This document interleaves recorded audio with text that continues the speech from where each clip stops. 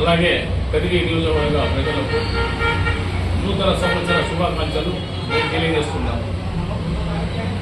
2025 సంవత్సరం వీడ్కోలు పలుకుతూ 2026 సంవత్సరంలో కొత్త సంవత్సరం అడుగుపెడుతున్నాం. ఈ కొత్త సంవత్సరం అందరి జీవితాల్లో కొత్త వెలుగులు తీసుకురావాలని, భగవంతుడు అందరికీ ఆయుష్ ఆరోగ్యాలు ప్రసాదించాలని, ప్రతి ఒక్క కోరికలు ఆ భగవంతుడు నెరవేర్చాలని, ఆ భగవంతుడు ప్రసాదాలని కోరుకుంటున్నాను. అలాగే ఈ కొత్త సంవత్సరం వేడుకలు మంచి వాతావరణం జరుపుకోవాలని చెప్పేసి ఈ సందర్భంగా నేను తెలియజేస్తున్నాను. అందరూ బాగుండాలి, అందులో నేను ఉండాలి. మీ వేముల ఫయాజ్.